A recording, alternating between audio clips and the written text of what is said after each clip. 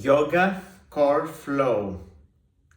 This is a class that will be utilizing a vinyasa style sequence from the Sivananda tradition, while other styles of yoga, I believe, are using it, such as the Dharma Mitra, I believe.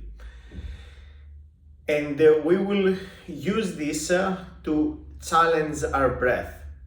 Now, as a lot of you know, in this series of videos, we are performing asana sequences with the focus on breath. Sometimes we use the breath to support the practice, sometimes we use the breath to challenge the practice. And today will be a case of the second one. And we will not be using either breath holds or mouth taping. However, I will suggest that everybody maintains nasal breathing throughout, and those of you that have familiarity with mouth taping and have been practicing yoga for a couple of years can potentially tape your mouth throughout today's class. We will not be using any specific breathing techniques such as the ones that we have used until now in previous classes, but we will use slightly more challenging asanas, and this itself, the biomechanics of our practice, will challenge breathing. And then it will be our job to maintain nasal soft breathing throughout. I hope that makes sense. So slightly different focus in today's class, but the principles are exactly the same. For those of you that don't know me, my name is Anastasis. I'm a yoga instructor based in North London. And alongside Patrick, I have been delivering the Breathing for Yoga course, a course primarily put together for practitioners that have a long-standing experience or yoga teachers. But the reality is that this course over the last months have attracted people from other disciplines, also instructors and personal trainers. So for today's class, I would like you to be performing the postures to the extent that you feel comfortable, and the class will start slow while the pace will increase as we move on into the sequence. This means that if at some point during today's class you find postures that you're not comfortable with, or you're not comfortable potentially with executing at the speed at which I'm instructing them, I will be also demonstrating as I'm instructing them, you can perform the easier versions which we will have covered earlier on in the class. So don't feel obliged to always stick with what I'm saying, but you should hopefully have an alternative which I had provided earlier in the session. So we will be starting from a standing position, and I will be obviously not maintaining nasal breathing throughout because I will have to speak, and naturally I will be breathing from my mouth. I would like you to find a tall position in the front of your mat, feet hip distance apart, and tall spine. Imagine there is a string pulling the crown of the head up towards the ceiling. Also pay attention to your feet and make sure that there is equal weight on all three corners of your feet. Eyes closed, empty state of mind. And if you want, you can take a moment here to prepare yourselves for today's practice by dedicating your practice to someone that is close to you or to a purpose that is close to your heart.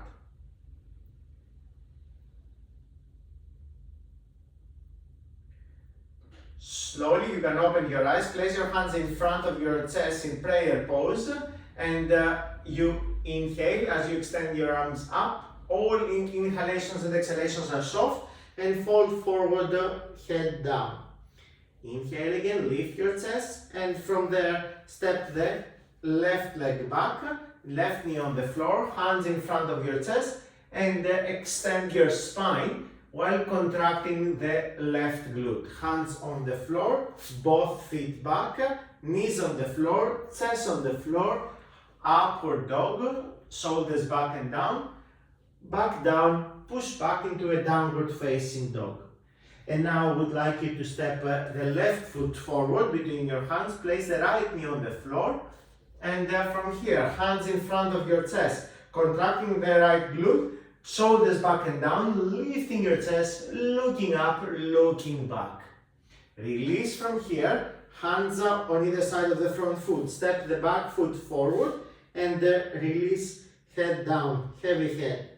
From there, inhale, you bend your knees, you come all the way up, hands above the head, and release, arms on either side of your body. We're going to start now the second side by extending the arms up and releasing, folding forward. From here, you lift your chest and you will step the right leg back. Right knee on the floor and hands in front of your chest, contracting the right glute, lift your chest and you extend. If you want your arms behind you, or you keep your hands in front of your chest. Hands on the floor, both feet back. Knees on the floor, chest on the floor, upward facing dog, shoulders back and down, slowly back down, send your hips back, push back into a downward facing dog. From there, step the right foot forward, step the left knee back, hands in front of your chest, and if you feel comfortable, you can extend your arms over your head, still contracting the left glute here. Release, hands on either side of the front foot. Step the back foot forward and release, head heavy. Inhale, you come all the way up, extend the arms up and arms on either side of your body. Now we've completed both sides, we will do the same thing. The pace I will increase a tiny bit, but feel free to practice a little bit slower. So hands in front of your chest, inhale, extend, exhale, fold, inhale, lift, step the left knee back, left knee on the floor, hands in front of your chest or over, and release, hands on either side of your front foot, lower, chaturanga. If you want knees on the floor, absolutely fine, upward facing dog. Push back into a downward facing dog. You step the left foot forward, you step the right knee on the floor, hands in front of your chest, and you extend your arms back. You should be feeling here a stretch in the front of the right thigh, not the lower back. Step the right leg forward, release, head heavy, fold forward, bend your knees, and come all the way up. Starting with the second side. Inhale. Soft breathing always, quiet breathing, fold, release. This time, step the right leg back. The further back you bring your leg, the deeper the stretch it will be for the hip flexors of your right side. You extend the arms over your head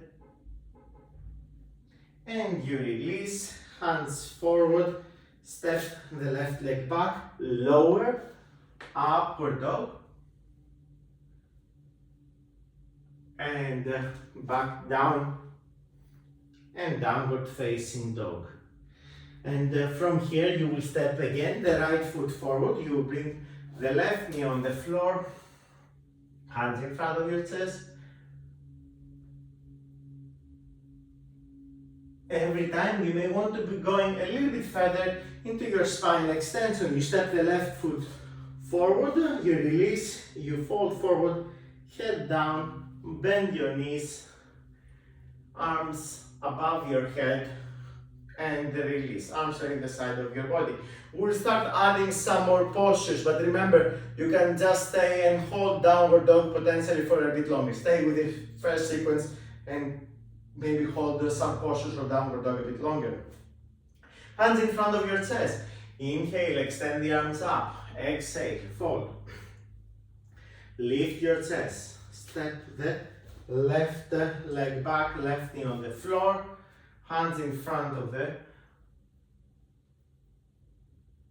chest or over, and release. From there, we're going to stay with the right foot forward, both hands on the inside of the right foot, and we will lean forwards and backwards. Runner's pose, we try to maintain the back knee straight, and we lower the hips, maybe lift the chest. Place the back knee back down on the floor, right hand on the inside of the right knee, and we push the right knee out opening our chest towards the side. From here, release, both hands on the floor, bring the back heel on the floor, take the left arm up, opening your chest towards the side. Those of you that want can bind if you want. If you are binding, I suggest you get hold of the left wrist with your right hand and you try to straighten the left wrist.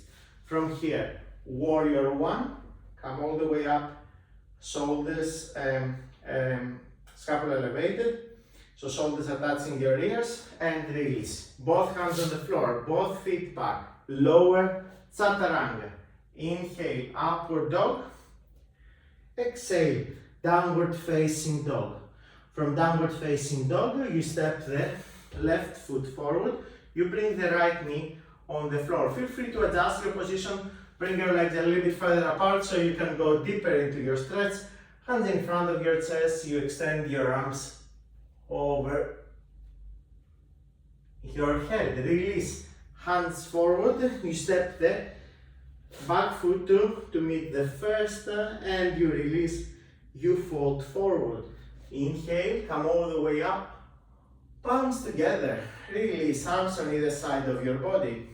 Second side, inhale, extend the arms up, exhale, fold, head down. Inhale, you lift your chest and this time you step the right knee back, right knee on the floor, and from there, hands in front of your chest, you contract the right glute, you extend the arms back, and you release. Now hands are on the inside of the left foot. Feel free to step the left foot a little bit more to the side. Tap the toes of the back foot under, you straighten the back knee, you lower your hips, you're lifting your chest. You may think of bringing your upper body into an upward dog here. And from there, release, back knee, again down on the floor, and left hand on the inside of the left knee. You're pushing your left knee out, opening your chest towards the side.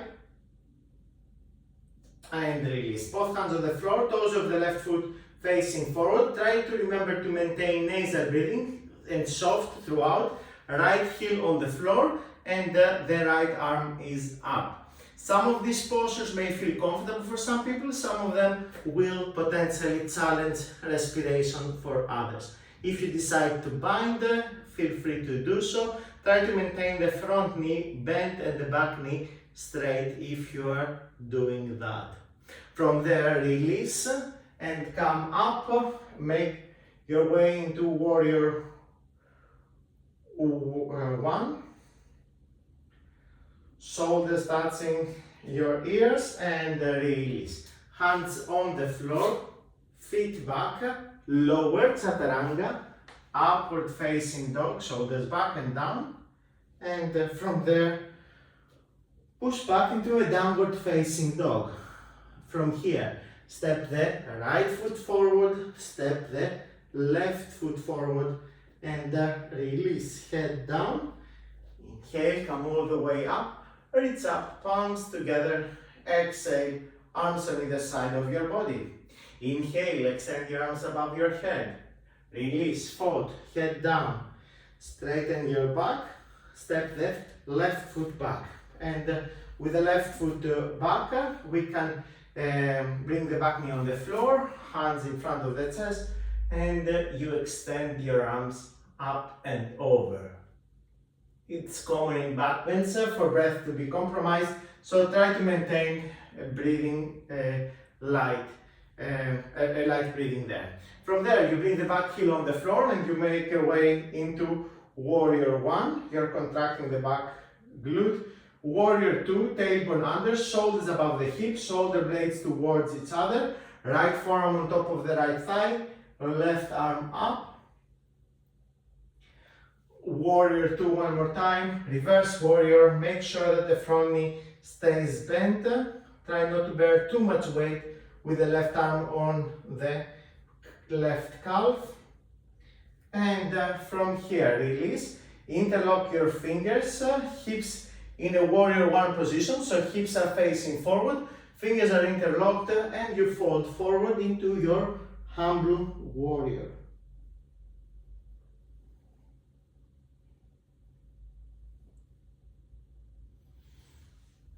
and release. From there, you bring the back knee on the floor and feet close to each other. Left elbow on the outside of the right thigh. Palms pressing towards each other. Open your chest towards the ceiling. Option 1. Option 2, you slide your armpit on the outside of the thigh, and from there you can extend your arm up. If you want, you can try to straighten the back leg as well. Maintain soft breathing. And release. From there, back into warrior 1. And hands on the floor, feet back, lower chaturanga, upward facing dog, and push back into a downward facing dog. From a downward facing dog, you step the left foot forward and you bring the right knee on the floor. And hands in front of your chest, and you extend your arms up and over. And release. Hands forward, step the back foot forward.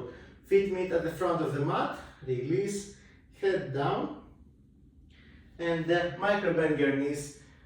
Hands above the head, contract your glutes, arms on either side of your body. Inhale, extend your arms above your head.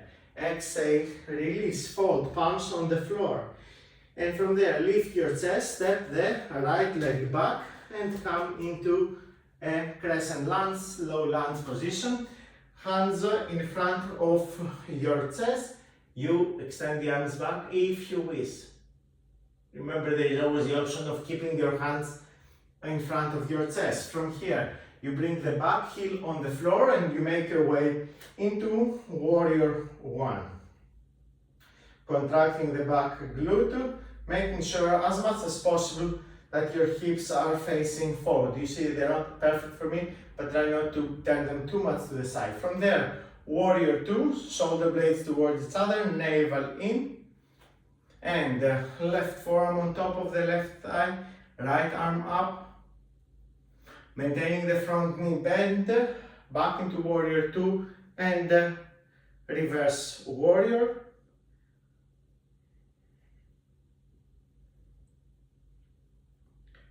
And release. From there, back, hips in warrior 1 position, fingers interlocked behind your back, fold forward, arms up and over towards the floor. You want to have now your head facing the front of the mat.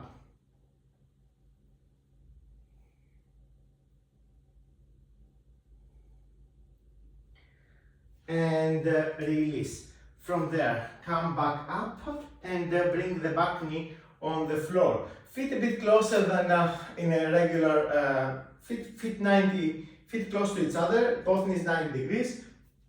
Right elbow on the outside of the left thigh, palms pressing towards each other. Send the left shoulder back, navel in, open your chest towards the side. You can stay here, or if you want, you can slide the outside of, the right armpit on the outside of the left thigh. Try not to allow the armpit to slide in front of the knee. Soft breathing.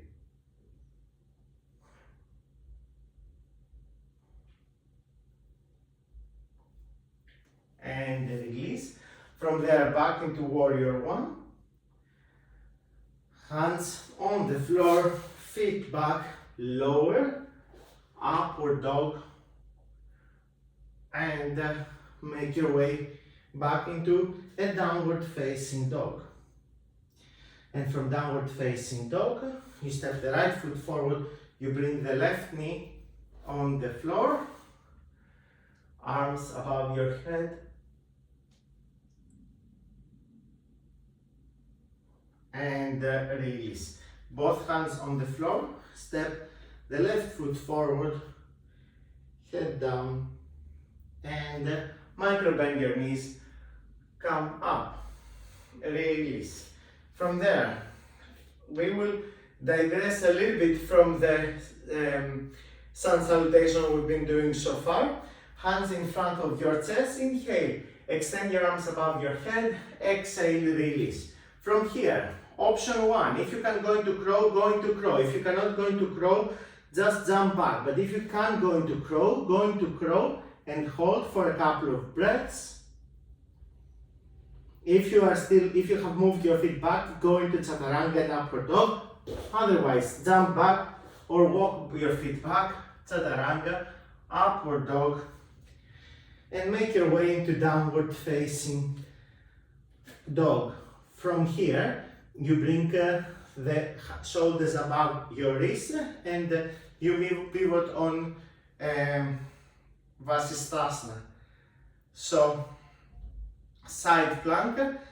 Now we want ideally to have the outside of the left foot on the floor. We are on the left side, and ideally the top foot is not touching the floor. But if you find it challenging, you can always step the top foot in front of the other one or in front of your hip.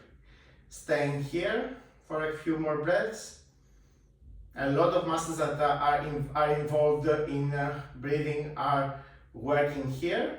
And back into plank and go to the second side.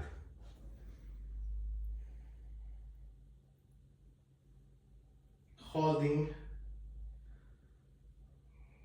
side plank for a few more breaths. There are two ways I suggest people to practice Vasisthasana. One is the one that I'm performing now, where crown of the head, tailbone and heels are in one line. The other one is when there is an arc. You can decide from there back into plank, chaturanga, upward dog, and downward facing dog. From a regular downward facing dog, I would like you to cross your legs. And I would like you to take your feet off the floor. Now you can support your legs from the outside with your hands, and that's fine. Or if you want, you can extend your arms forward. I'm going to build up through some options. I will build some options here. Each option should potentially make this, it will be a little bit more challenging. So from here, you can straighten the right leg and bring it down and change the left leg. And you can continue to alternate one leg at a time. Or if you want, you can start straightening both legs at the same time. The more you can maintain your knees together, the better. It is quite challenging for me as well. And from there, you get hold of your big toes with the index and middle finger. And from there, upright, shoulders down, and straighten your legs out. Now, don't worry so much about straightening the legs completely. I prefer you keep your knees slightly bent and keep your spine upright, but those of you that have the flexibility, knee straight is absolutely fine. Shoulders down, navel in. From there, release, bring your feet back together, knees together, and straighten your legs one more time.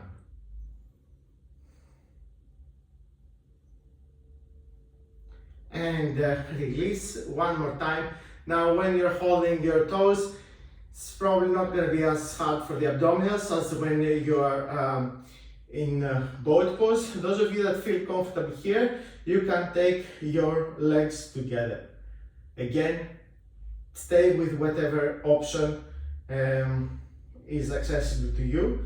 Concentrate. These poses will require your concentration.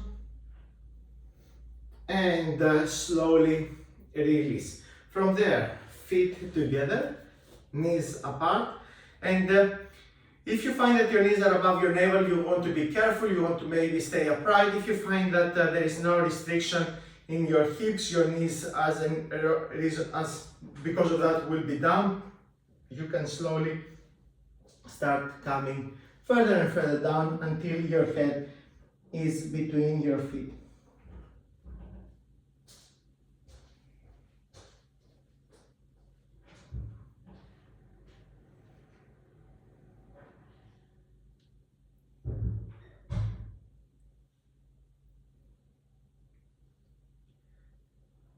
And slowly release. From there, I would like you to lie on your back and go into shavasana, and that will guide the breathing exercise for you.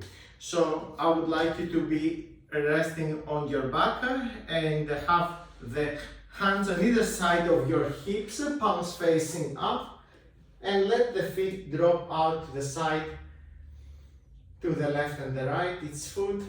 Make sure that there is no creases at the back of your neck, so you may want to lift your head and reposition it on the floor so that the neck is long. And take a couple of moments here to slow down your breath.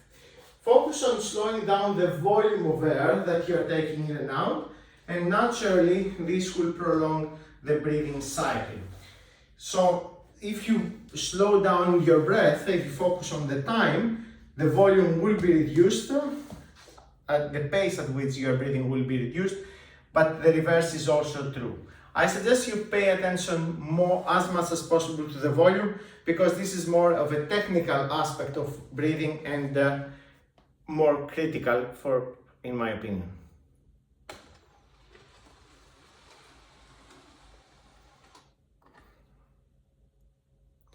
And notice that those of you that are breathing in a soft way, the profound effect that the breath has to your nervous system. I would expect that if you have some experience with shavasana, that you notice that by breathing in a soft, quiet way, you are accelerating the calming effect of shavasana by a lot.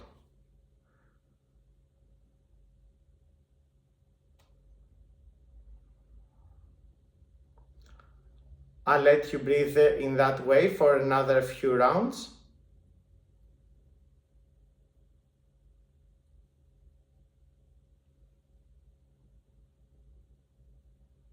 And while the chances are that the breath becomes softer and softer effortlessly with each round, I would like you to stay on this track. Try to continue to soften your breath even more.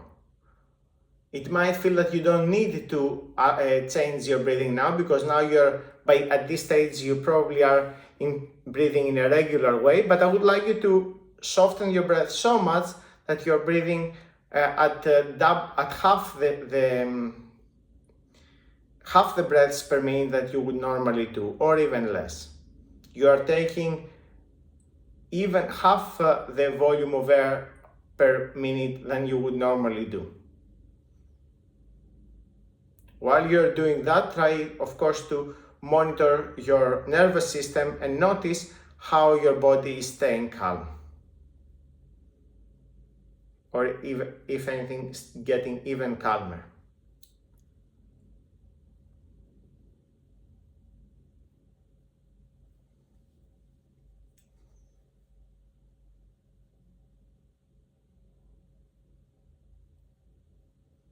Make this your last breath. And after this, I would like you to go into your regular breathing. Observe the state that your body is at the moment. Observe the state that your mind is at the moment. And remember that whatever state you are in, if you like it, you can always bring yourself back into that state. You brought yourself there. And it's up to you to come back to that state at any point you want.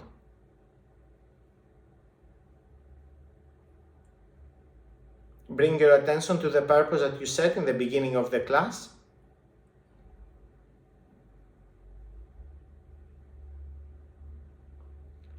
Start moving your fingers and your toes. And at your own time, you can make your way into a seated position. So take your time to come up, and I would be very keen to read from you how you found this class.